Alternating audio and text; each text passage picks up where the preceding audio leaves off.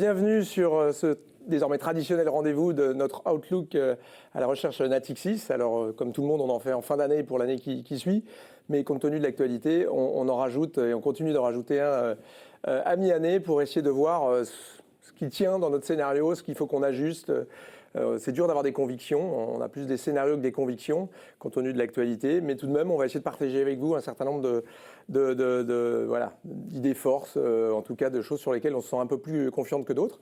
Et donc on va comme d'habitude procéder en parlant de macroéconomie, parler de marché, et puis on a pensé que ce serait intéressant dans le contexte actuel de parler de la défense qui est un petit peu évidemment et malheureusement le name of the game de pas mal de choses en ce moment.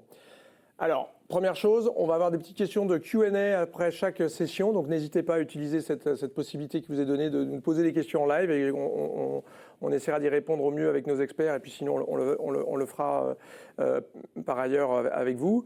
On va avoir une publication comme d'habitude qui suivra cette session, donc n'hésitez pas à vous y abonner ou à la solliciter. Alors, premièrement, où est-ce qu'on en est? Nous, qu'est-ce qu'on peut dire finalement, ce qui se passe depuis le début de l'année? Ce que je pense qu'on peut retenir, d'abord, c'est quand même la confirmation du retour de la guerre. On en l'avait en Ukraine, ça fait 3 ans que ça dure. Mais là, on voit bien que ça s'élargit. On a eu ce conflit entre 2 puissances nucléaires, l'Inde et le Pakistan. On voit les tensions au Proche-Orient avec l'Iran et Israël, évidemment, ou avec un élargissement, avec la première intervention de l'histoire directement des États-Unis sur le sol iranien, avec ces bombardements qui ont eu lieu. On voit bien que les tensions sont là à Taïwan, on sent qu'elles sont en mer de Chine. Bref, on a ces conflits qui sont quand même en train de se multiplier, évidemment en Afrique, qui continue, je pense au Soudan notamment. Donc on est vraiment le retour de la guerre quand même finalement, et c'est pour ça que ça nous a paru intéressant de parler de défense, parce que c'est quelque chose, c'est pas une histoire européenne, c'est une histoire mondiale finalement. La deuxième chose qu'on retient, c'est quand même le retour de la guerre commerciale, comme on n'a pas eu depuis, c'est la première fois qu'on a une telle guerre commerciale. On avait évidemment du Made in China, on avait du protectionnisme, mais voilà, j'aime bien donner ce chiffre-là. En 2010, on avait 310 barrières commerciales. En 2023, on a mis 3300 barrières commerciales en place. Donc on a un monde qui se ferme avec des embargos, des interdits d'exporter, etc. Et évidemment, ça s'est magnifié avec le retour de Donald Trump et les États-Unis, 26% du PIB mondial. Qui mettent les barrières commerciales comme ils n'en ont jamais mises depuis 1933, alors qu'à l'époque, les chaînes commerciales, les supply chains ou même la consommation étaient beaucoup moins intégrées qu'aujourd'hui. On avait beaucoup moins une économie basée sur la consommation. C'est 71% du PIB américain, c'est de la conso, donc rien à voir avec 1933. Et pourtant, guerre commerciale au reste du monde, donc évidemment, ça change tout. La conviction qu'on a quand même, c'est qu'il y a zéro gagnant à une guerre commerciale. Il n'y a pas de gagnant à tout ça. On révise les 80 pays qu'on suit, on les révise à la baisse. Le commerce mondial sera évidemment la première victime de ça. L'OMC prévoyait 2,7% de commerce mondial, on en aura moins 0,5. Donc évidemment le commerce mondial première victime.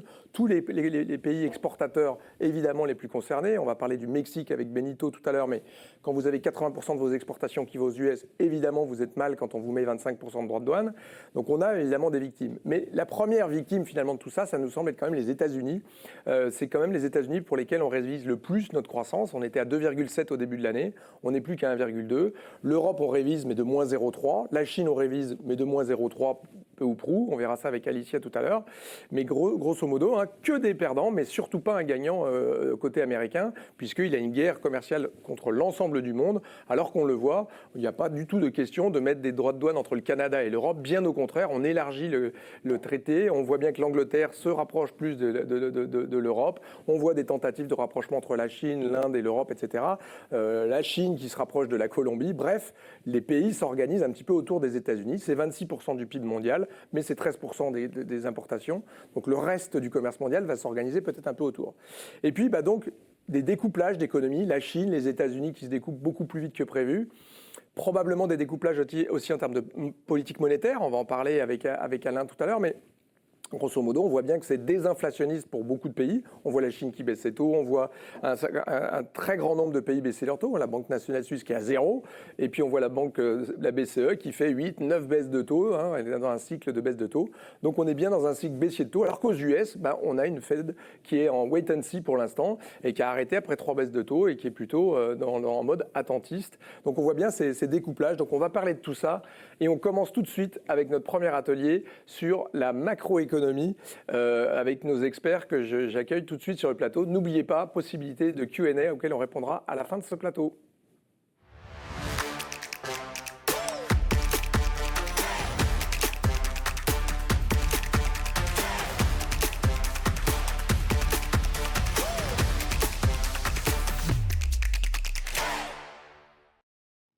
Alors, retour sur le plateau avec, j'ai le plaisir d'accueillir nos chefs économistes. Je suis ravi parce que j'ai mes 3 chefs économistes de nos grandes zones qu'on suit. Donc, on a Alicia Garcia-Hierro qui nous vient de Hong Kong, qui va nous parler de Chine et de l'Asie.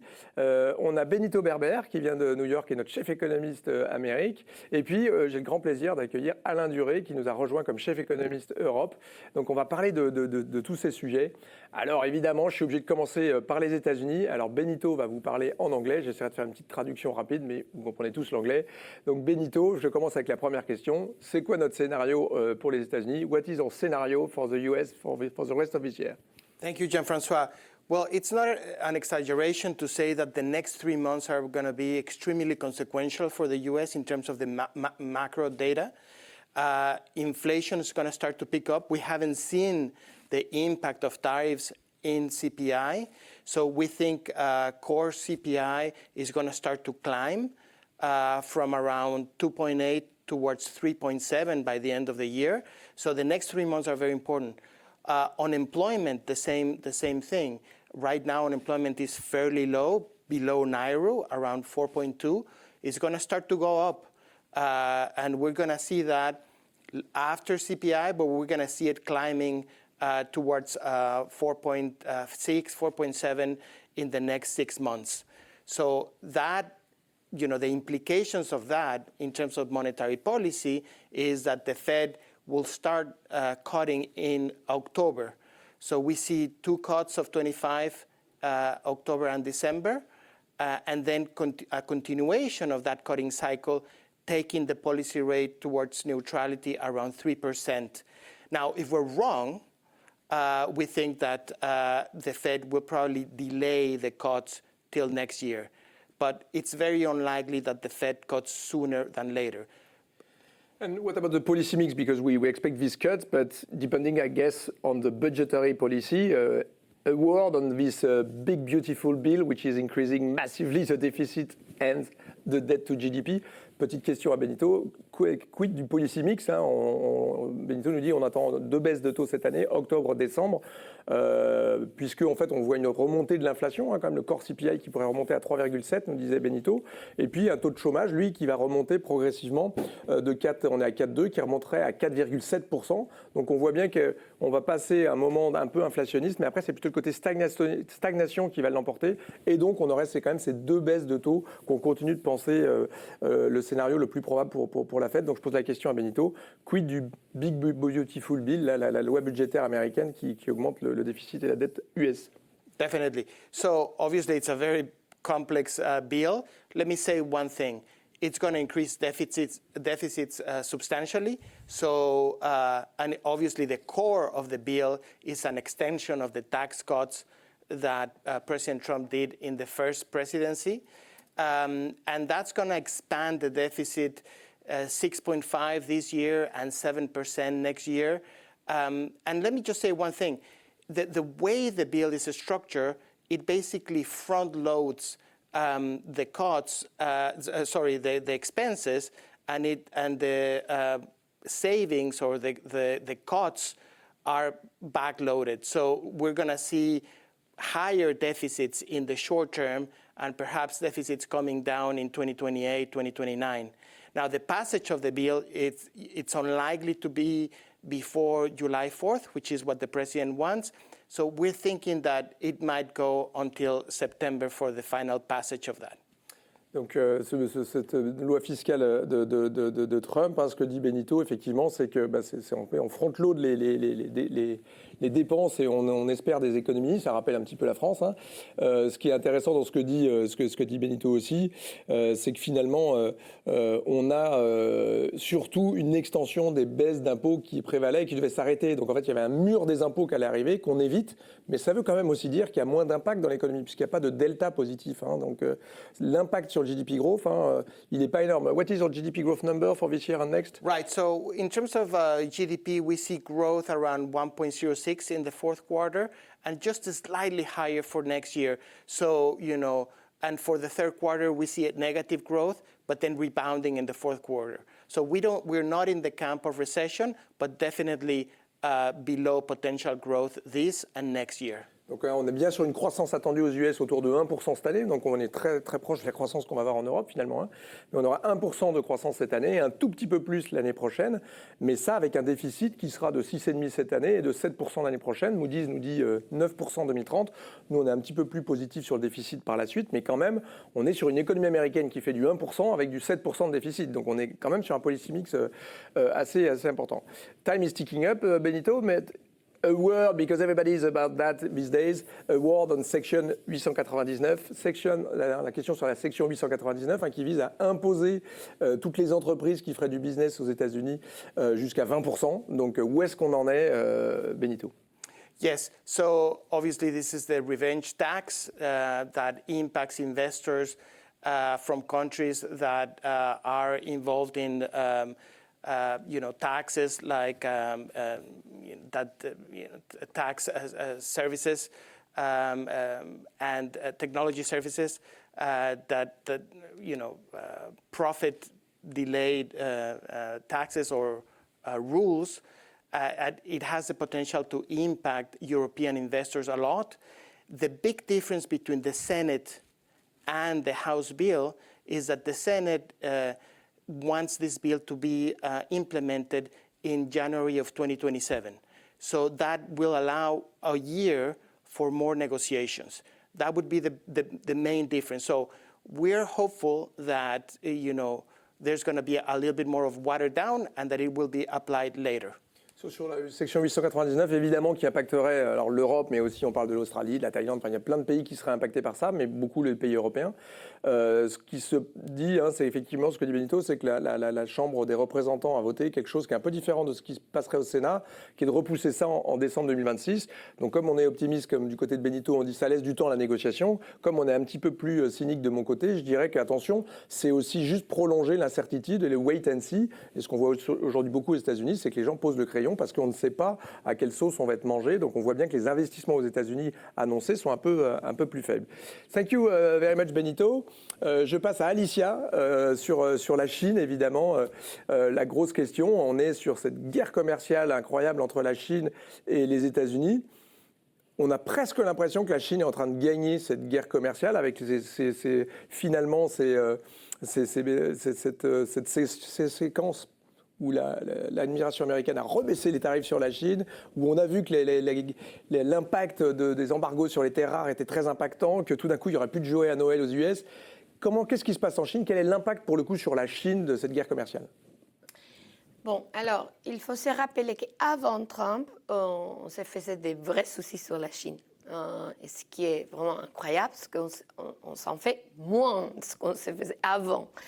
Et pourquoi? Pour commencer, parce que les données, surtout la croissance, la Chine a été assez performante. Et depuis le 4e trimestre de l'année dernière, je dirais on va avoir, je crois que le 11 juillet, les données de second trimestre de cette année. Mais pour le moment, ça va très bien. On dirait après plus de 100% de croissance, ce qu'on a pour le moment. Pourquoi? Pour commencer, parce que la Chine a exporté beaucoup plus de ce qu'on s'attendait. La croissance des exportations, c'est à peu près 8%. Même au mois d'avril, avec des tarifs de plus de 100%. C'est du front-loading ou pas? C'est le front-loading. D'un côté, c'est le front-loading et aussi le fait que la Chine, pourquoi la Chine? On dit que la Chine a gagné parce qu'elle a appris quand même ce qui se passait avant. Trump 1.0 exactement. Et maintenant, disons, les exportations vont ailleurs.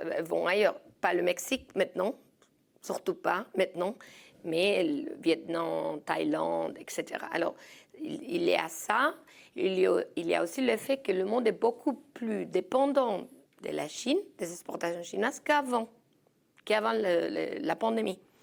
Alors, il y a même l'Europe quand même, et surtout sur l'énergie verte, on en parlera après.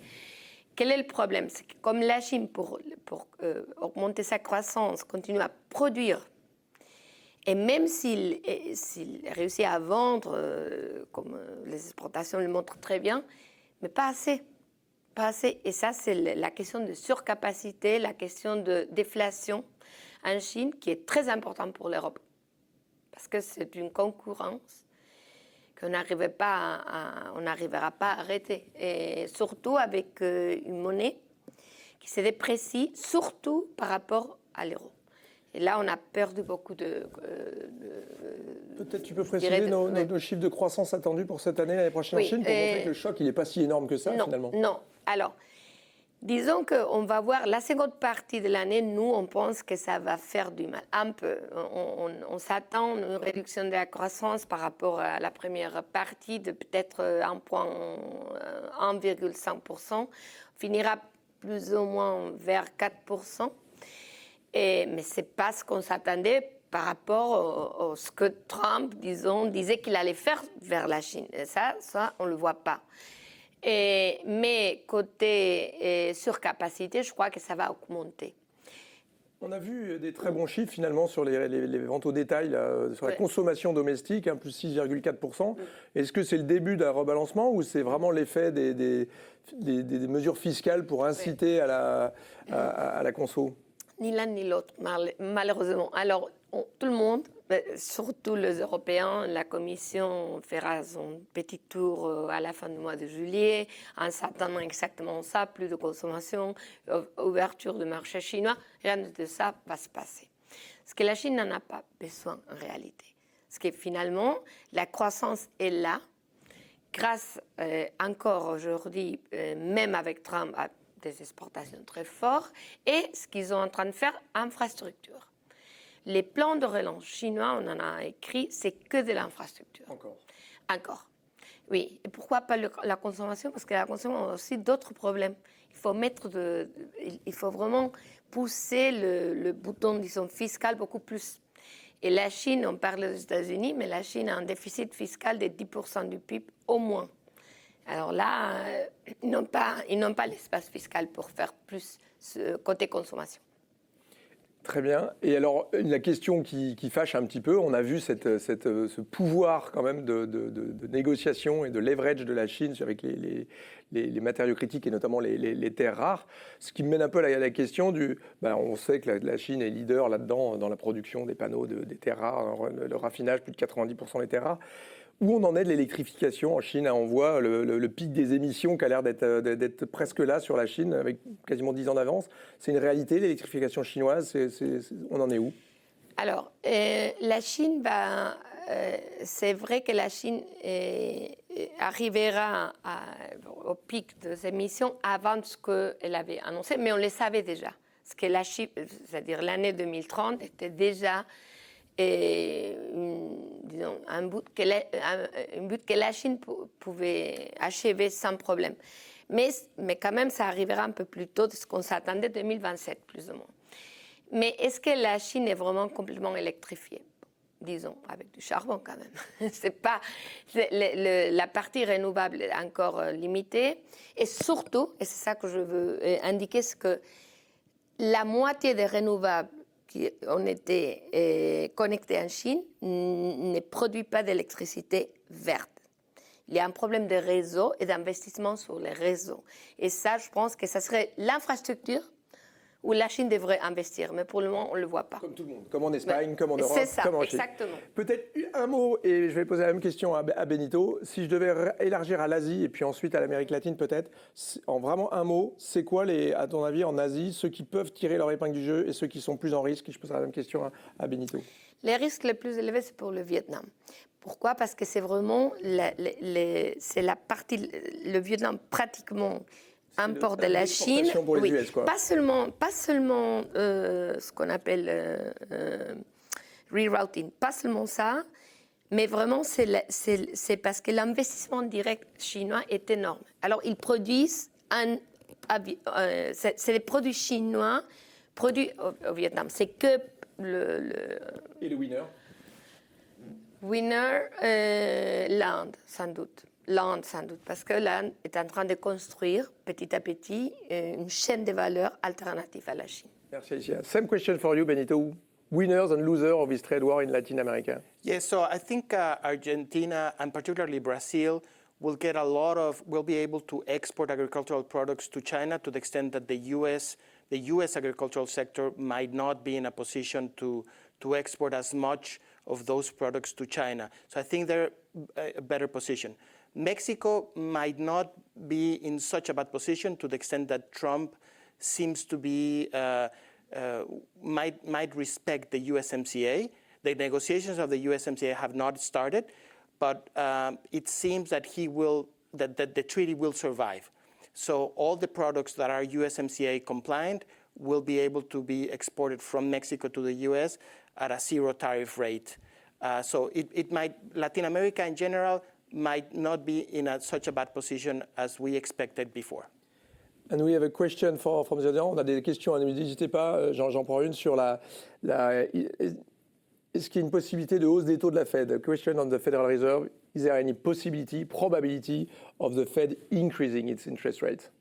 I think right now that is the lowest probability scenario. Of course,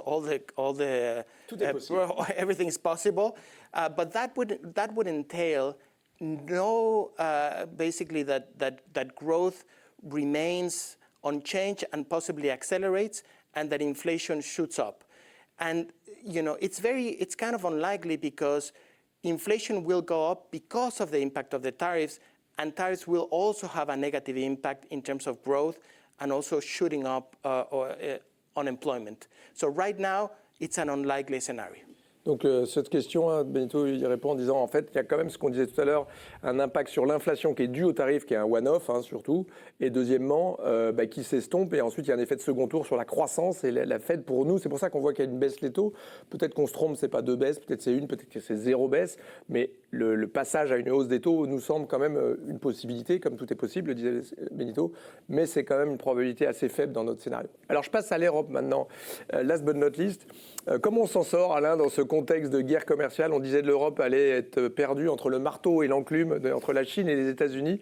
Comment est-ce qu'on s'en sort jusque-là et quel est notre scénario sur l'Europe? Alors pour la zone euro, 2025 est une année charnière, puisqu'on progresserait la croissance économique à 1% après 0,8 en 2024. Ce qui est intéressant de voir, c'est que 2024-2025 sont deux années blanches, si je puis dire, pour l'Allemagne, puisque l'Allemagne était en récession de moins 0,2 en 2024 et plus 0,2 en 2025. Donc là, le jeu s'annule. Donc le 1% en 2025 serait tiré par l'Espagne. Et en revanche, on aurait en 2026 le plein effet du réarmement. C'est un point de contribution en Allemagne, 0,3 en moyenne pour la zone euro. Et donc la zone euro serait légèrement à 1,1% en 2026. On en reparlera tout à l'heure, mais grosso modo, les multiplicateurs budgétaires, si on parle de l'Allemagne, avec peut-être cette question que tout le monde a un peu, est-ce que l'Allemagne va, en étant l'homme malade de l'Europe, est en train de devenir le moteur de l'Europe? Il ne faut pas oublier que c'est la plus grosse économie de la zone euro, qui était en récession ou stagnation en tout cas depuis 3 ans. Puis tout d'un coup, c'est peut-être une économie qui va croître à 1, 1,5, peut-être 2 en rythme trimestriel, qui sait. Est-ce que c'est une réalité qui est en train de se manifester, d'un moteur allemand qui va redémarrer et tirer la croissance européenne? Ça va sauver la croissance? Très clairement, on a un changement de régime, puisqu'ils ont quand même lâché un peu du lest sur les contraintes budgétaires et notamment le frein à la dette dans la Constitution. Maintenant, comme dit la BCE, il y a un risque d'exécution. C'est-à-dire que l'argent est là et sera dépensé. Maintenant, on peut avoir un délai dans le temps. Mais très clairement, l'Allemagne va tirer par ses dépenses des pays comme la France, puisque la France exporte de l'armement vers l'Allemagne. Donc, ça sera bénéfique pour la zone euro. On voit les chiffres. Hier, on a eu la publication du budget de défense pour l'année prochaine, où on voit la loi de programmation militaire, où on passe de 90 milliards à déjà 150 milliards en 2026. Donc, ça monte quand même assez vite après l'exécution, comme tu disais. Peut-être un petit impact, parce que ce serait quoi l'impact de 1 point de PIB en plus en Allemagne sur les croissances françaises, italiennes, sur l'Europe en général? Alors, via les exportations, on est aux alentours de 0,2, 0,3. point. Ce qu'il faudra quand même regarder, c'est l'évolution des prix du pétrole, du taux de change et des tarifs, où là, on peut avoir des contributions beaucoup plus fortes, mais négativement sur la croissance. Nos chiffres sur l'Allemagne pour cette année et l'année prochaine, du coup, on en est où? Donc l'Allemagne, on serait à 1, on serait à 0,2 cette année, en 2025, on passerait à 1,4. Donc ça, c'est très clairement l'impact des dépenses militaires. Et donc, qui tirerait en 2025, ce serait l'Allemagne et encore l'Espagne, même si elle est en décélération, qui tirerait la croissance européenne. On parle beaucoup, on va en parler tout à l'heure avec Bernard de la guerre en Iran et ses impacts sur notre scénario pétrolier. Juste si jamais un scénario du pire qu'on n'a pas du tout, vous allez voir sur les prix du pétrole, on est plutôt à garder nous, notre prévision à $63 à la fin de l'année pour le Brent, donc pas de panique. Mais quand même, c'est quoi l'impact de $10 de hausse du pétrole sur l'économie européenne? Alors, le chiffre à retenir, c'est 0,2. Donc une augmentation des prix du pétrole, une baisse des prix du pétrole de 10% du tout en euros ou une dépréciation de l'euro de 10%.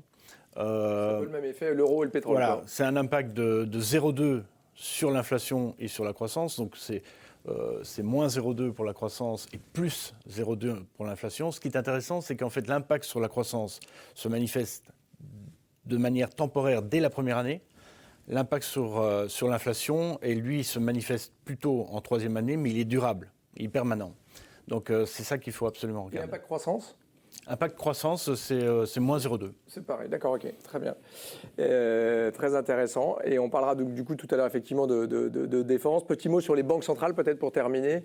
C'est quoi notre scénario pour... Alors on n'a pas parlé de la France aussi, on en parlera tout à l'heure avec Adrien, mais notre scénario France, on confirme cette année, l'année prochaine? Les chiffres on est à 1 cette année et plus 1% de croissance économique l'année prochaine. Toujours avec ce risque évidemment des tarifs. Sur la croissance France, on est 0,6 cette année, toujours 0? Oui, d'accord. Tout à fait. Et on passerait à 1% de croissance économique. Ça incorpore l'hypothèse qu'on aurait au minimum une augmentation des tarifs américains de 10%. Chaque tranche de 10% retire moins 0,2 pour de la croissance économique en zone euro et entre 0,1 et 0,15 pour la France. Banque centrale. Notre scénario. Alors, notre scénario pour la Banque centrale européenne, c'est qu'on aurait encore une baisse de 25 points de base en septembre et on atteindrait le taux terminal à 1,75, donc plus de baisse au-delà de septembre. Là-dedans, enfin, le QT plutôt. Voilà, la Banque centrale européenne a dit et redit que sa politique de restriction des liquidités et diminution de son bilan n'affecterait pas la courbe des taux. Dans la question qui se pose aujourd'hui, c'est après le mouvement de la Banque nationale suisse, est-ce qu'on pourrait revenir à une politique de taux zéro? Je ne le crois pas pour la Banque centrale européenne parce que justement elle a l'arme de la liquidité qui permettrait de garder son taux directeur à 1,75 et en cas d'instabilité financière de réouvrir les vannes des achats de titres. Merci Alain. Il y a une petite question sur l'impact des terres rares sur la tech et la production de GPU. Je propose qu'on en parle avec notre spécialiste de la tech qui interviendra sur la thématique défense juste après. Donc merci Alicia, merci messieurs. On termine cette séquence sur la macro et on passe au marché financier.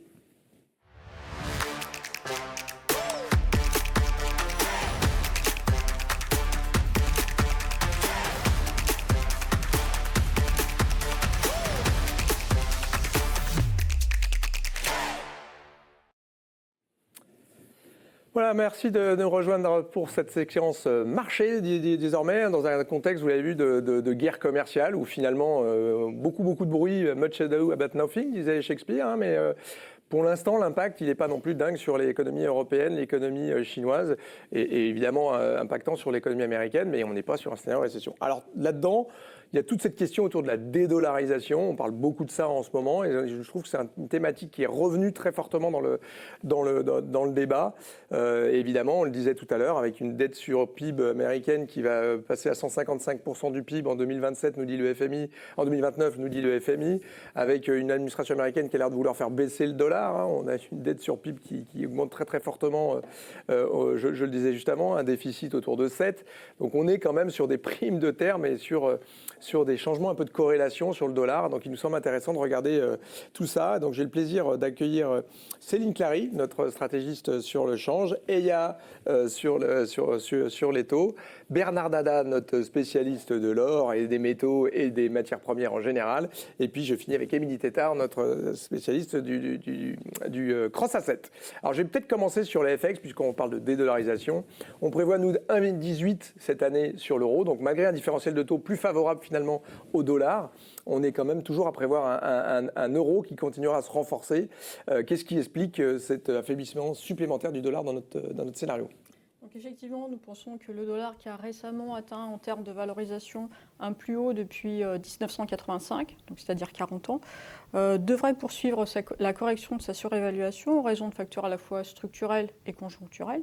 Sur le plan conjoncturel, il devrait y avoir, comme ça a été évoqué, un décalage cyclique avec une croissance économique qui devrait ralentir aux États-Unis tandis qu'elle devrait se stabiliser, voire s'améliorer ailleurs. Ensuite, concernant les politiques des banques centrales, donc la baisse des taux d'intérêt de la Fed, l'essentiel est attendu en 2026, quand les autres banques centrales en fait, auront presque achevé leur politique d'ajustement. Et comme ça a été dit sur le plateau précédent, nos économistes pour la Banque centrale européenne ne prévoient plus qu'une baisse de taux, alors qu'il y en a 6 à venir sur la Fed jusqu'à fin 2026. Donc ça pourrait rendre le dollar moins attractif. Et enfin, comme ça a été rappelé, il y a l'augmentation de la dette publique américaine, l'aggravation du déficit qui passerait à 9%, qui pourrait renforcer la méfiance envers les États-Unis. Donc ça, c'est les facteurs conjoncturels. D'un point de vue structurel, il y aura un besoin inévitable d'ajuster ces déficits, ce qui pèsera ensuite sur la croissance américaine. Et l'imprévisibilité de la politique américaine pourrait inciter les investisseurs à se diversifier, à acheter moins de dollars, et ça, on l'a déjà constaté. Donc dans ce cadre, l'euro, il est bien positionné, soutenu par une croissance qui devrait s'améliorer et l'augmentation des dépenses sur la défense en Europe, mais également les infrastructures en Allemagne. Et nous avons déjà constaté des flux des investisseurs vers l'euro, dans un souci de diversification. Et donc, en conclusion, la conjonction de ces facteurs structurels et conjoncturels devrait effectivement se traduire par un affaiblissement supplémentaire du dollar et donc une appréciation de l'euro que nous voyons à 1,18 à fin 2025. Est-ce qu'on peut parler de début de dédollarisation ou c'est trop tôt ? Non, il est vrai que depuis quelques années, on entend certains pays dire qu'ils veulent réduire leur dépendance au dollar. Donc les principales motivations, c'est effectivement échapper aux sanctions américaines, contester en fait l'hégémonie géopolitique des États-Unis qui se manifeste via le privilège exorbitant du dollar. Dans les faits, ce qu'on constate du côté des réserves, c'est que les réserves le dollar comptait pour 73% des réserves de change des banques centrales en 2001. C'est tombé à 58% en 2024, ce qui est un plus bas depuis 1995. L'or, mais Bernard aura peut-être l'occasion d'en dire quelques mots, l'or a profité de ce mouvement de dédollarisation. Hein. Ça a été rappelé dans les récentes études. Il y a eu 1000 tonnes d'achats d'or en 2024, ce qui représente le double en fait, du montant moyen annuel lors de la précédente décennie. Ça, c'était pour les réserves, mais on constate aussi une multiplication des accords bilatéraux en monnaie locale. Ce sont les pays émergents, les BRICS, notamment la Chine, qui cherchent à développer ces accords bilatéraux. Si on se concentre sur la Chine, elle a notamment réduit sa part de trésoreries américains de 40% en 10 ans. Elle a étendu et développé son réseau d'accords de swap bilatéraux entre banques centrales à 40 pays. Elle a également favorisé son système de paiement transfrontalier, le CIPS. Et en mars, il y avait une augmentation par rapport annuel de 25% de flux transfrontaliers via ce système.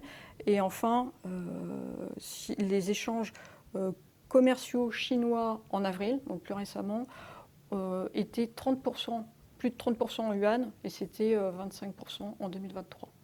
Donc on voit il y a une volonté manifeste qui se met en place. Bon, il est certain que le dollar continue à être la monnaie qui prédomine dans les échanges sur le marché d'échange, c'est 90%, dans l'énergie c'est 80%. Donc ça c'est un frein. Maintenant il y a une vraie volonté, il y a la géopolitique actuelle, mais également la volonté des BRICS et le basculement vers un monde multipolaire qui devrait accélérer cette dédollarisation. On passe d'un monde multipolaire, donc d'une seule dollar devise dominante, ultra dominante, à peut-être un monde multi-currency. J'ai un chiffre moi, que je trouve assez impressionnant, c'est que désormais, il y a 2 chiffres que tu citais, mais les réserves en trésorerie chinoise en 2011, c'est 1300 milliards de trésoreries américains. Aujourd'hui, c'est 750 milliards, c'est moins que la Grande-Bretagne. Donc, et pourquoi les Chinois font ça? Parce qu'ils ont moins besoin de dollars. Et pourquoi ils ont moins besoin de dollars? Parce que l'essentiel désormais, pas l'essentiel, mais la majorité, 54% de leur commerce extérieur, c'est désormais libellé en yuan. Donc quand ils achètent du fameux pétrole en Iran, c'est en yuan. Quand ils achètent du soja au Brésil, c'est en yuan. Ils dénominent de plus en plus des monnaies. Donc le dollar qui était un peu la monnaie du commerce mondial, on a le commerce mondial qui ralentit. Le dollar qui était la monnaie du pétrole, du gaz et du charbon, on est dans une électrification quand même accélérée des usages. Je rappelle que dans $1 dépensé en gaz, pétrole et charbon, il y en a 2 dans les renouvelables. Donc on est quand même dans une continuité de cette électrification du monde. Et puis il y a cette volonté un peu d'affaiblir le dollar de la part de l'administration américaine qui me semble quand même assez dingue. Et puis j'ajoute, dans cette électrification, il y a quand même un phénomène, c'est que le dollar, c'était le monnaie des matières premières. S'il y a moins de matières premières échangées, parce que le commerce mondial ralentit et parce qu'en fait, on fait de plus en plus son énergie avec du soleil, du vent, du nucléaire ou du biogaz, on aura moins besoin de dollars. Et donc, on est peut-être quand même dans le début de quelque chose, et nous, c'est un petit peu ce qu'on dit. Ce sera toujours la monnaie dominante, mais peut-être pas 58, peut-être un peu en dessous de 50% à l'avenir. Alors, je passe maintenant peut-être au taux d'intérêt avec Eya, notre stratégiste. Est-ce que cette dollarisation, là, on le voit sur les treasuries, on voit des taux américains à 4,5, tout le monde se serait jeté sur des 10 ans américains. On voit que ce n'est pas le cas. On voit les Chinois qui rapatrient leur argent, les Japonais qui sont attirés par leur taux qui remontent. Qu'est-ce qui se passe sur les treasuries? Est-ce que c'est le début de ça, de la dédollarisation? Non, en fait, la traduction concrète de la dédollarisation est limitée à ce stade. En fait, d'un point de vue marché, aucun signal ne se manifeste vraiment à ce stade, puisqu'en fait, c'est vrai qu'on a eu l'augmentation sur les primes de terme, mais c'est une augmentation qui reste en ligne avec la phase actuelle du cycle monétaire. On a eu aussi un 30 ans UST qui continue à attirer beaucoup des investisseurs grâce à un taux réel qui reste élevé, donc estimé aujourd'hui à 2,50. Donc tout ça en fait montre que le marché des treasuries se comporte encore bien. On n'a pas un désengagement significatif de la part des investisseurs. Et en fait, pour comprendre un peu ce comportement de la part des investisseurs, il faut connaître les risques qui ont fait raviver ce débat derrière la dédollarisation. Donc, on a le risque budgétaire, mais qui a toujours été présent depuis des années maintenant. Les États-Unis émettent près de 500 milliards tous les trimestres, donc soit 250 milliards de plus de ceux qu'ils émettaient il y a 10 ans. Donc on voit que c'est une augmentation énorme et qui provoque en fait un risque de saturation sur le marché des treasuries. Aussi, on a le CBO comme la Fed qui n'arrête pas d'alerter sur l'insoutenabilité de la trajectoire budgétaire. Mais derrière, en fait, il n'y a pas d'effort. Tu as l'administration de Trump qui continue à dépenser, à creuser dans les déficits. Et comme on peut l'avoir aussi avec ce nouveau projet du One Big Beautiful Bill, qui va certainement résulter en une explosion des émissions des treasuries dès le 3e trimestre de cette année. Donc tout ça en fait montre qu'en fait la dédollarisation c'est un thème. Peut-être c'est un thème à long terme puisqu'en fait là on ne voit pas encore vraiment des signaux sur les flux ni sur les prix. Est-ce qu'à l'inverse on voit on en rêverait un petit peu, Il y a une question justement sur l'impact sur la hausse de l'euro, j'y reviendrai peut-être à la fin, mais est-ce que ce basculement, il favorise l'Europe à l'inverse ou pas? Est-ce qu'on voit ça justement quand on voit tous les spreads souverains très très bien se tenir dans un monde très risk-off? Est-ce que c'est une partie de l'explication? Est-ce qu'on voit des flux sur l'Europe? En fait, théoriquement, l'Europe devrait être l'une des plus grandes gagnantes du coup derrière si on a rééquilibrage des portefeuilles des investisseurs, puisque ça peut attirer pas mal d'investisseurs sur ce point. Mais à ce stade, en fait, on ne peut pas trop répondre à cette question parce qu'en fait, on n'a pas encore assez de données. Donc la dernière étude qu'on a eue de la BCE, c'est une étude qui se basait sur le premier trimestre et qui montrait en fait que l'or est en deuxième place juste derrière le dollar. Et loin derrière, tu as en fait les obligations européennes. Donc en fait, le problème avec le marché obligataire européen, c'est que c'est un marché fragmenté, moins liquide que les treasuries, donc le marché des treasuries. Et aussi, il n'y a pas un taux sans risque commun à toute la zone euro. Donc ça pose en fait un problème. Mais en fait, il faut dire qu'il y a un intérêt croissant aussi de la part des investisseurs qu'on peut voir, par exemple, à travers l'écartement des swap spreads qu'on a eu post-Liberation Day. Donc on a eu une surperformance du cash qui a bénéficié à l'obligataire européen.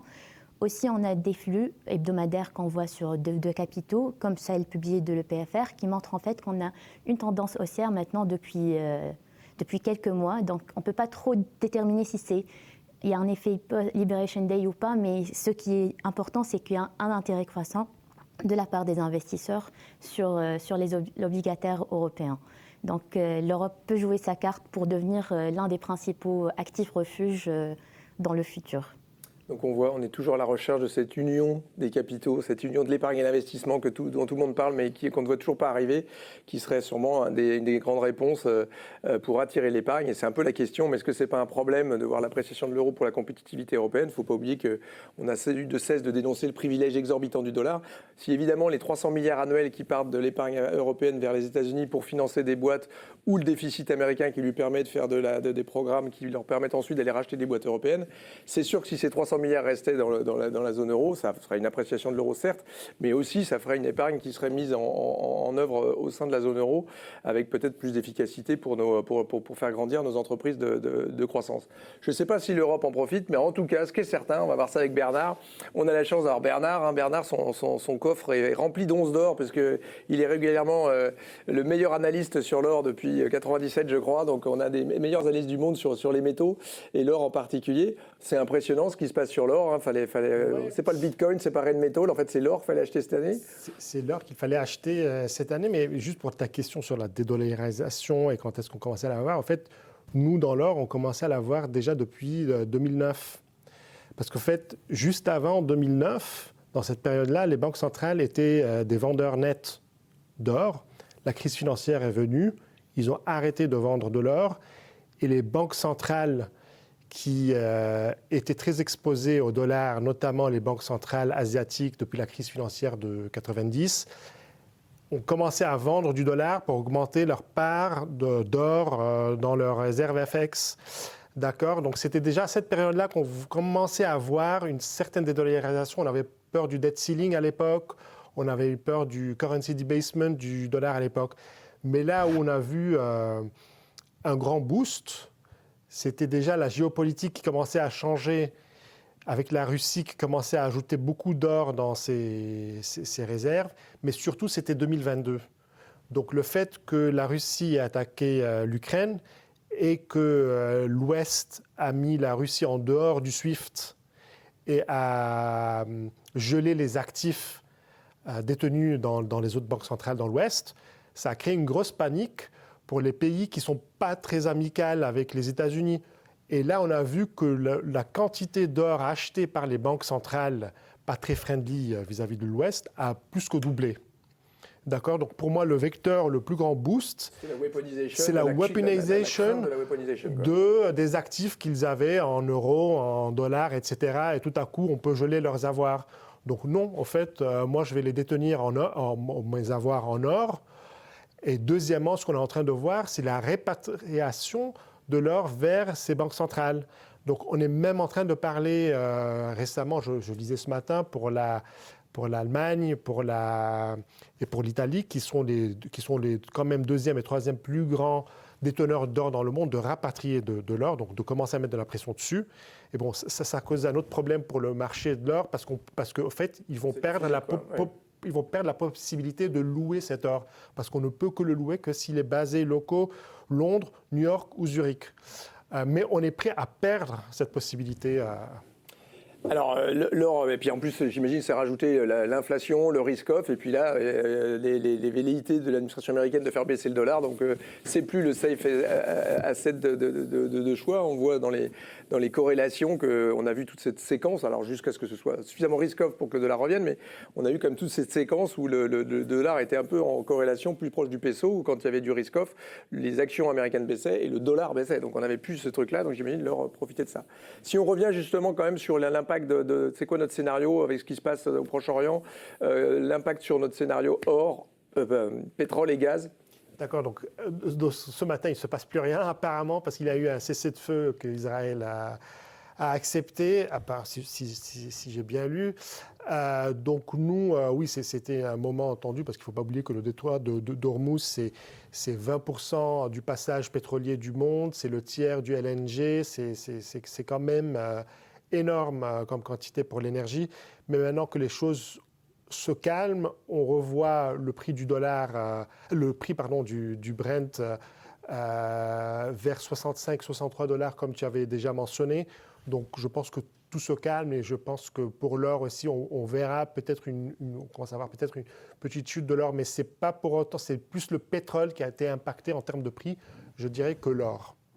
Il faut garder en tête que le détroit d'Ormuz, tu le disais, c'est 20-25% du trafic, mais il y a 82% de ce qui sort du détroit qui va en Asie, et notamment en Chine. Et donc, 12% de la consommation chinoise. Voilà, on est quand même, il n'y a personne qui serait gagnant à un problème dans le détroit d'Ormuz, et puis sans doute que ça exciterait les Américains à encore plus intervenir et faire tomber le régime iranien. Donc les Iraniens n'ont pas trop intérêt, puis surtout les Chinois n'ont pas intérêt. Il y a plus de 45% du pétrole saoudien qui passe par là aussi. Bref, ça tend un peu tout le monde si jamais on bloquait le détroit d'Ormuz. Donc personne n'y a vraiment intérêt, et même en dernier recours, on dit souvent ce serait la tabula rasa, la politique de la terre brûlée de la part de Khamenei. Bon, ce serait signer sa fin aussi quelque part, parce que les Américains probablement chercheraient à le destituer. Donc, c'est pas notre scénario. Et tu disais 63 $ sur la fin d'année. Sur le gaz, c'est quoi notre scénario rapidement juste pour le gaz, pour le moment, on voit les prix là où ils sont actuellement. Mais la partie intéressante, je pense, sera surtout sur les métaux et les terres rares dont tu mentionneras plus tard, et l'impact aussi de l'Europe sur ça. Justement, petite question afférente à ça. On parle beaucoup donc de dépenses de défense. Est-ce que pour faire des chars, des avions, des drones, il faut de l'aluminium, il faut de l'acier? Est-ce qu'il faut se préparer une augmentation du prix des métaux continue? Il y avait la transition énergétique, la défense va se rajouter à ça? D'accord, donc ça c'est une très bonne question parce que des think tanks qu'on en parle, ça serait de remplacer la défense américaine par une défense européenne. Donc il faudrait que les Européens achètent l'équivalent de 1000 chars. Ou produisent l'équivalent de 1000 chars. Maintenant, un petit calcul comme ça, mais ça serait l'équivalent que de 77 000 tonnes d'acier, ou 80 000 tonnes d'acier. Mais le marché de l'acier, c'est 2 milliards de tonnes. D'accord? Donc, ça reste quand même des quantités relativement petites. Mais aussi, il faut se dire que c'est des alliages très spécialisés. Donc, il y aura peut-être des boîtes productrices de certains types d'aluminium, certains types d'acier qui vont en bénéficier, mais de là à dire que c'est tout le prix de l'aluminium, de l'acier, etc., qui va s'envoler, on ne le pense pas. Merci Bernard. Je passe à toi, Émilie, sur justement, on voit tous ces nouveaux valeurs refuges. Quelque part, on parlait de l'or, on parle des métaux, enfin, voilà, on voit les performances de cette année. Ce qui m'impressionne, moi, dans tout ce contexte qu'on évoquait, finalement, c'est de guerre commerciale comme on n'a pas vu depuis des années 30, de guerre tout court un peu partout, et pourtant on a les actions au plus haut. Cette résilience des actions, ça peut continuer longtemps comme ça, où on a vraiment l'impression que c'est quand même très très très optimiste. En effet, les marchés en fait ne croient plus à la récession. Il faut dire que le passé leur donne raison, parce que si on regarde les probabilités historiques, là sur les 10 dernières années, on n'a passé que 3 mois aux US en récession. C'était 30-50 mois il y a 100 ans. Et là, les chiffres récents aussi valident un peu cette vue implicite consensuelle qui est aussi la nôtre, celui d'un ralentissement macro plutôt doux, d'un pic d'inflation temporaire et d'une Fed qui pourrait baisser. Donc il y a ça aussi, il y a ce soutien de la Fed qui est très, très implicite dans les mouvements de marché récents. Malgré tout, voilà, les risques ils restent très forts. La dégradation du news flow, à la fois côté macro et côté inflation, elle va être là. Donc il y a quand même encore des risques. Et le majeur problème maintenant reste celui des valorisations. Des valorisations actions qui sont très chères. Le ratio PI du S&P 500, il est à 23 fois les earnings, sur des earnings qui n'ont pas trop été décotés depuis Liberation Day. Donc, ça va être un frein quand même à la performance future. Même si aucun des risques qu'on a évoqués tout au long de ces sessions ne se matérialise, les valorisations, ça va quand même être un frein. Nous, on a une cible fin d'année de 6200 pour le S&P 500, 5700 pour l'Eurostoxx 50. Donc vous voyez, côté US, c'est quand même assez faible. Si on regarde, finalement, ça voudrait dire qu'en total return, le S&P 500, il fait moins bien que les treasuries si on se fie aux cibles qu'ont données mes collègues côté taux.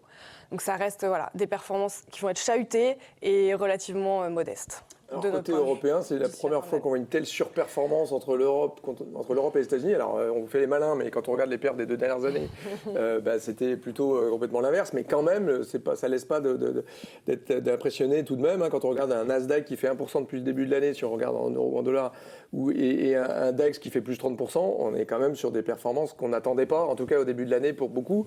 On nous promettait la parité. Là aussi, mon frigo est plein de champagne. Mais on est quand même dans une surperformance européenne impressionnante. Là aussi, c'est quelque chose qui peut continuer selon toi ? Alors, il y a pas mal de facteurs cycliques qui soutiennent à court terme encore les actions européennes versus les actions US. Le boost fiscal allemand, l'environnement de taux qui n'est pas le même versus des entreprises américaines qui vont être confrontées à des marges un peu sous pression avec les tarifs. Donc, des facteurs un peu cycliques de court terme qui vont être un vrai soutien. À plus long terme, la question vraiment, c'est quid de l'exceptionnalisme américain qui était la majeure raison de cette surperformance impressionnante.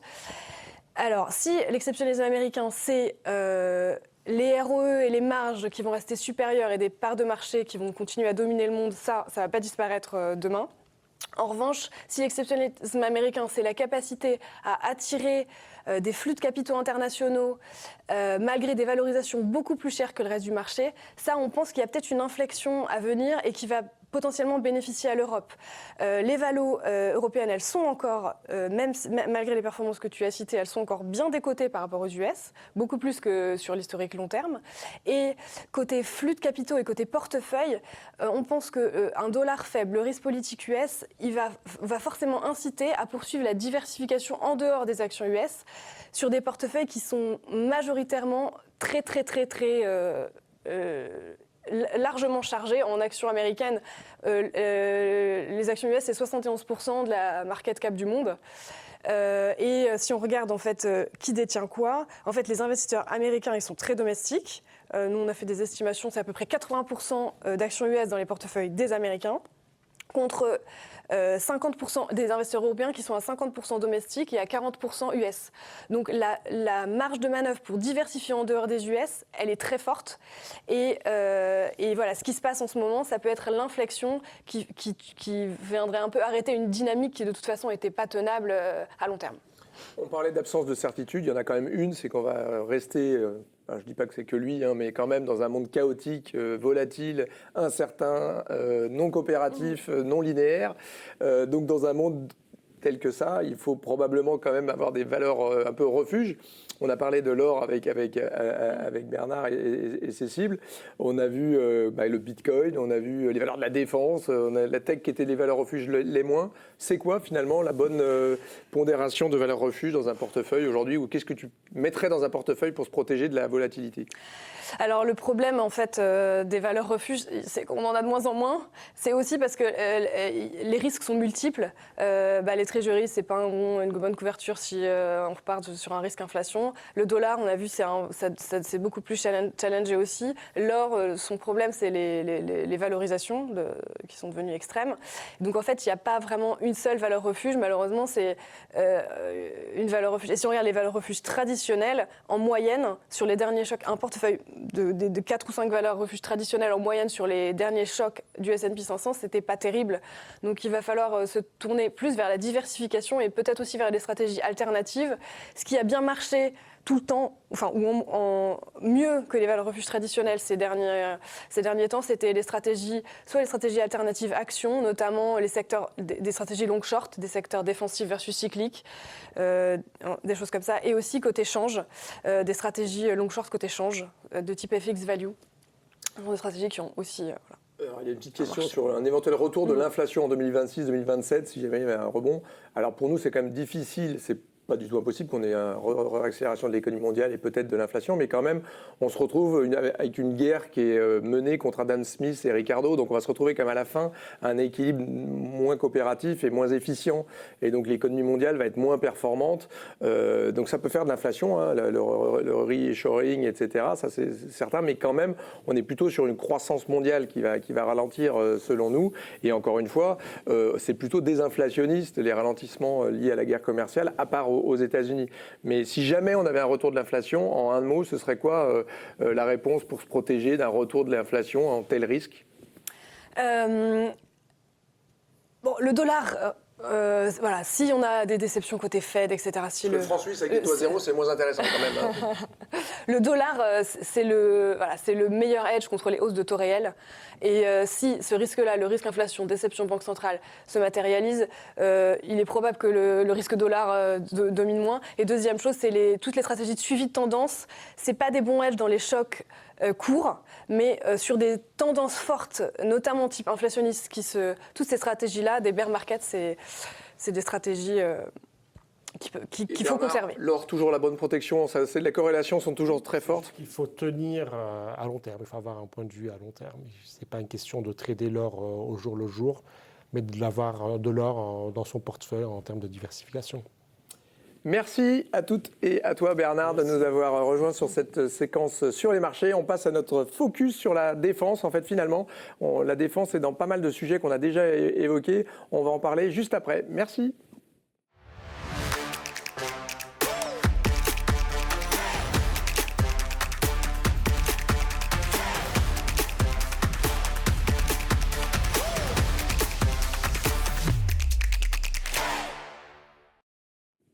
Alors, on va parler de défense. Avec moi, aujourd'hui, on a Adrien Camat, qui est notre économiste senior sur la France, notre économiste France. On va parler quand même de ce qui se passe et l'illustration de ces sujets, à la fois en termes macroéconomiques, mais aussi de ce qui peut se passer en termes industriels. Et puis, j'ai le plaisir d'avoir Éric Benoît, qui est notre spécialiste de la tech, parce qu'on pense de plus en plus que, et on voit ça dans les fusions-acquisitions, on voit ça dans les investissements, que de plus en plus, la défense, c'est la tech. C'était déjà le cas avec Internet, avec le GPS. Mais on voit bien ce qui se passe même en Ukraine. On est passé d'un conflit infanterie, il faut des obus de 155, et finalement, il faut surtout de la cyberdéfense ou de la cyberattaque, il faut du spatial, il faut des drones, et on passe quand même sur un truc très très tech. Donc on va avoir effectivement pas mal de sujets là-dessus. J'en profite, tant que j'y pense, on a un séminaire, un webinaire la semaine prochaine, le 1er juillet, ce mardi, hein, et on va avoir plein d'invités. On a la DGA qui sera avec nous, on a le patron d'Elister par exemple, qui est un des leaders des drones de surveillance et de combat. On a plein de choses à évoquer, on fera ça avec Eric notamment, et on va évoquer tous ces sujets tech et défense, mardi 1er juillet, secteur de la défense, on fait un webinaire spécial là-dessus. Si vous voulez plus en discuter, n'hésitez pas. Alors je commence par toi peut-être, Adrien. On parle de cette Ready 2030. Hein. On a de plus en plus d'éléments pas de preuves, mais quand même un peu inquiétant que la Russie se prépare à un conflit avec l'Europe de haute intensité. Et donc c'est au-delà de l'Ukraine, hein, ce qu'elle prépare aujourd'hui. L'Europe nous dit c'est 2030, les services anglais nous disent c'est 2028, le Danemark nous dit c'est 2028, date à laquelle on aura un conflit avec la Russie en Europe. Et encore une fois, c'est l'Europe, mais c'est aussi Taïwan, c'est la Corée, c'est la Chine, etc. Donc on a plein de sujets. Mais si on s'en tient à l'Europe, on en est où de ce Ready 2030 européen ? Oui, tu as raison Jean-François, la défense, ça n'a pas de prix mais ça a un coût. Donc comment est-ce qu'on y arrive ? Effectivement déjà il faut arriver à dépenser. Donc le premier point déjà c'est d'arriver aux 2% de cible de l'OTAN actuelle, ce que certains pays comme la France ou l'Allemagne désormais arrivent à atteindre. En revanche, ce n'est pas le cas d'autres pays comme l'Italie ou l'Espagne. Donc c'est la première étape, si je puis dire, avant les annonces de l'OTAN qui auront lieu probablement cette semaine, avec une nouvelle cible qui sera fixée selon toute vraisemblance à 5%. d'ici 2035. Donc on voit que la marche est haute, hein. Il y a 3 points de PIB à faire en plus, c'est 500 milliards au niveau de l'Union européenne, c'est absolument colossal. Donc pour ça, l'Europe a dégainé un peu un bazooka, c'est-à-dire c'est le plan Réarme Europe. Alors Réarme Europe, c'est quoi? Il y a un chiffre qui est sur la slide qui est derrière nous. 800 milliards, jusqu'à 800 milliards débloquables, 650 en emprunts supplémentaires possibles via la clause nationale dérogatoire et 150 milliards via l'outil SAFE qui va permettre de débloquer des fonds de la part de l'Union européenne.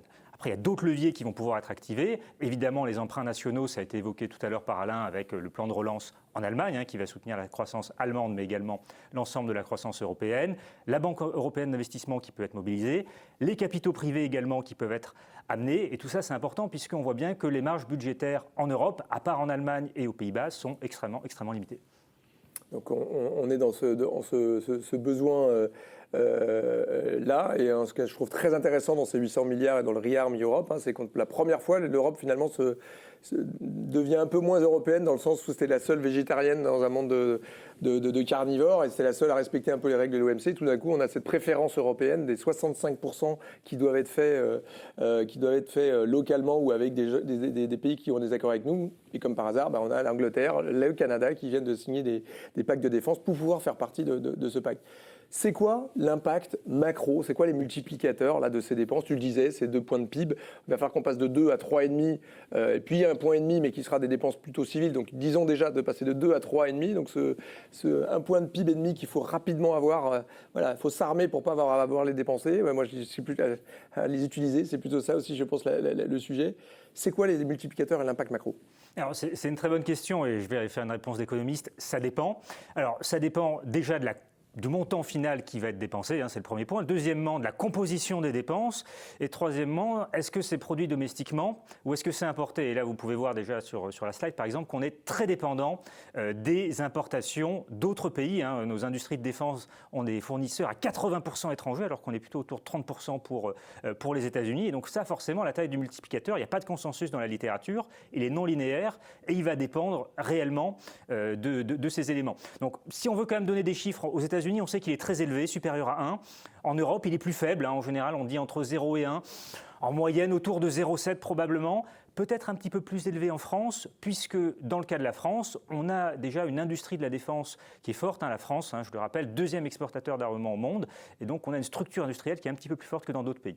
Sur les impacts de croissance, on s'attend à un effet de l'ordre de 0,3 à 0,6% de croissance supplémentaire à horizon 2028. Mais comme je le disais, ça va dépendre des paramètres précédents, le montant finalement dépensé, la composition des dépenses, et est-ce qu'on a recours à l'importation ou à la production domestique dans un contexte où on est dans des industries qui sont déjà quasiment au maximum de leur taux d'utilisation des capacités de production avec des pénuries de main-d'œuvre. Évidemment, c'est des choses qu'on peut résoudre, mais ça reste un défi. Alors la France dans tout ça, parce que ce qui est quand même impressionnant, c'est qu'on passe 2017, le budget de l'armée, c'est 30 milliards, on est à 58 milliards. Bon, il y a beaucoup sur les retraites, mais quand même, disons qu'on soit à 50 milliards, on a 2 points de PIB, donc on a quand même doublé le budget de la défense. On a ce plan pluriannuel sanctuarisé de 413 milliards, mais ça ne suffit pas. Les 2-3 milliards qu'on avait prévus dans le budget 2026, il va falloir sans doute les augmenter pour pouvoir arriver vers cette cible des 3,5. Que peut faire la France alors qu'on est dans cette nécessité de réduire nos dépenses de 40 milliards par rapport à la trajectoire? Alors déjà, la France fait des efforts, elle fait des efforts depuis plusieurs années, respecte la cible de 2%.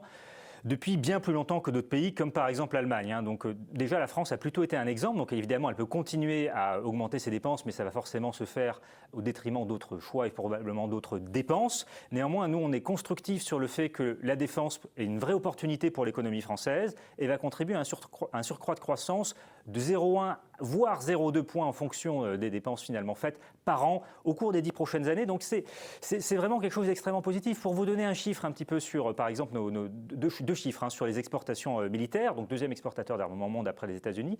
Production de Rafale. Avant la guerre en Ukraine, on était à 1 Rafale par mois. Aujourd'hui, on est autour de 3 et Dassault explique qu'on pourrait monter à 4 à 5 Rafales par mois. Donc c'est quand même extrêmement positif. C'est bénéfique pour notre balance commerciale, plus de 5 milliards d'excédents par an. Et le deuxième point, effectivement, où c'est positif, c'est également que parmi nos clients, il n'y a quasiment pas d'Européens. Dans notre top 10 de clients d'armement pour la France, il n'y a que la Grèce qui figure dans le top 10. Donc je conclus avec ça. Est-ce que la Grèce, pour une fois, peut être un modèle pour l'Allemagne qui pourrait acheter plus français et européens? En tout cas, l'Allemagne a dit hier qu'elle passerait à 3,5 de dépenses sur PIB dans la défense d'ici 5 ans au maximum, qu'elle passera à 120 milliards de dépenses militaires dès l'année prochaine. Donc on a quand même quelque chose qui passe. On a des Polonais qui sont à 5%, on a les pays baltes qui sont à passer là-dedans. Donc on est quand même dans une espèce d'accélération là-dedans. Et puis, comme tu le disais, je trouve qu'on dit souvent que la base industrielle ne suit pas, mais quand on regarde, ça y est, l'Europe, entre l'Allemagne et la France, produit plus d'obus de 155 que les États-Unis. Ils ont aussi leurs problèmes de capacité, les États-Unis d'ailleurs. On l'a vu notamment dans un certain nombre de composants nécessaires pour l'Ukraine. Ça, c'est la première chose. Et puis la deuxième chose, c'est que c'est le coût. Un obus de 155, c'est 10 000 euros. Et en Ukraine, on en a tiré 6 000 par jour. Donc il y a un vrai problème aussi de champ de profondeur là-dedans, de base industrielle, mais aussi de coûts. Je passe peut-être à toi, Eric. Est-ce que la défense, finalement, c'est la nouvelle tech là, quand on voit des Rheinmetall là, qui font des 200% de perf, Amazon n'a qu'à bien se tenir? Effectivement, si on fait référence à la performance boursière des actions du secteur défense européenne, je pense qu'on est en train de vivre quelque chose de très similaire finalement à ce qu'on a vécu avec le secteur tech américain au moment du Covid. L'indice défense aerospace en Europe est up de 45% cette année. C'est mieux que le Nasdaq, c'est mieux que le S&P, c'est mieux que tous les ETF même de défense américains qui sont plutôt up de type 25-26% en ce moment en dollars. On arrive sur des niveaux de valorisation qui sont tout simplement records, jamais vus sur ce secteur. Si on prend Rheinmetall, comme tu l'as dit, le stock a fait pratiquement x3 depuis le début de l'année et traite aujourd'hui sur des PE forward 2026 de l'ordre de 40 fois. Alors pour comparer, Microsoft c'est 29, Nvidia c'est 25. Donc voilà, Rheinmetall traite à 40 par rapport à ces entreprises. Donc on est sur des niveaux records. La question, c'est est-ce qu'on n'est pas allé un peu trop vite, un peu trop loin, comme d'habitude, avec les marchés actions? Alors, ce que moi je trouve très impressionnant, c'est que dans cette séquence, quand même, où on a toute l'Europe, c'est plus 30% en 5 ans les dépenses européennes de défense. Donc c'est un truc qui commence à accélérer, mais qui était déjà là, comme tu le disais avant, Adrien. On a un budget de zone euro, un budget européen de la défense qui est l'équivalent de celui de la Chine, quoi. On a un budget de défense qui est largement supérieur, 3 fois supérieur à celui de la Russie, etc. Donc on est sur des budgets en montant qui sont pas si pires, on a envie de dire. Qu'est-ce qui manque alors qu'on a du budget, mais qu'est-ce qui manque aujourd'hui pour qu'on soit à niveau et qu'on soit prêt qu'on puisse faire suffisamment peur à d'éventuels agresseurs, je pense à Vladimir, pour pas avoir utilisé nos belles armes? Pour faire peur à Vladimir, je pense qu'il suffit pas d'avoir énormément d'argent alloué au secteur. Il faut d'abord décider sur comment on va dépenser cet argent. On sait très bien que les armées européennes ont un besoin de modernisation extrêmement important, investissement dans la technologie, dans l'innovation. Or, quand on regarde par exemple le budget R&D de la défense américaine, on parle de 16% du montant total du budget, donc c'est à peu près 150 milliards de dollars en 2024. Pour comparer à l'Europe, on est sur du 13-14 milliards d'euros, ça représente à peu près 5-6% du budget total. Donc on voit un écart de 1 à 10 en absolu entre les deux régions, c'est colossal. Et dans l'intérêt des entreprises du secteur et de maintenir les valorisations sur lesquelles ça traite aujourd'hui, il faut évidemment fermer cet écart entre nos amis américains et nous sur la technologie. J'ajoute juste que il ne suffit pas non plus de jeter cet argent ou de l'envoyer vers les grandes entreprises internationales du secteur. Quand on regarde la base industrielle et technologique de défense dont tu parlais, Jean-François, et notamment en France, c'est une multitude de très petites entreprises. En France, on en a 4500, dont 1000 sont jugées stratégiques par la DGA. En moyenne, 50 employés, en moyenne 6 à 10 millions d'euros. Des entreprises qui vivent dans un environnement concurrentiel exceptionnellement difficile, avec des marges relativement faibles, tout le temps squeezées en fait par les grands champions de la défense, et qui ont des difficultés en fait à se maintenir financièrement. Bercy a fait une étude en mars où il montre que pour faire face au plan de défense français en France, ces entreprises vont devoir lever entre 5 et 7 milliards de capitaux frais, dont 1 à 3 milliards d'equity. Alors 3 milliards, c'est pas grand-chose, mais quand on parle de toutes petites entreprises, il faut pouvoir les investir. Donc, qui va mettre cet argent dans ces entreprises-là pour les aider à innover et à aider en fait et à contribuer à l'effort de guerre. Je rappelle aussi que le Rafale dont tu parlais, c'est 400 sous-traitants, une grande partie en France et à l'étranger, des entreprises petites qui travaillent sur tous les systèmes, sur plein de petites choses en fait qui assemblent, qui finissent par s'assembler sur le Rafale. Il faut pouvoir faire face à l'urgence capacitaire et pour ça investir dans cette base de petites entreprises qui aujourd'hui a vraiment besoin de capitaux frais.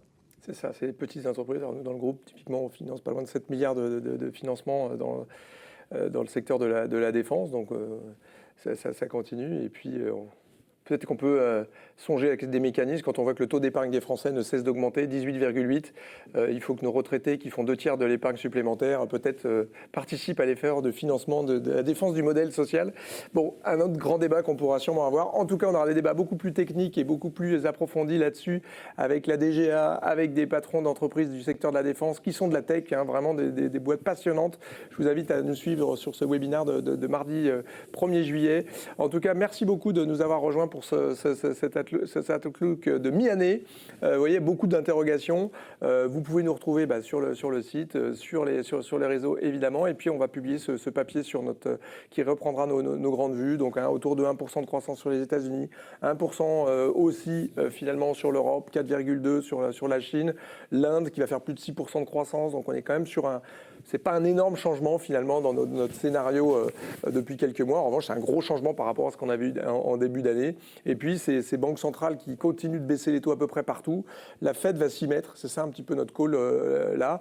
En revanche, cette dédollarisation qu'on a commencé à évoquer, pour nous, il y a des raisons conjoncturelles, mais aussi structurelles qui font qu'on va avoir une moindre domination du dollar, avec sans doute un monde un peu plus multi-devises par rapport à ce que c'était avant, et des valorisations qui nous semblent un petit peu excessives, comme nous le disait Émilie. Et puis, voilà, des secteurs de la défense qui sont au-delà du secteur de la transition énergétique auquel on est très attaché, au-delà de toutes ces grandes transitions démographiques, sociales, il y a celui de la défense qui devient un impératif avec le retrait américain et la montée des tensions. Merci de nous avoir suivis. On se retrouve très bientôt.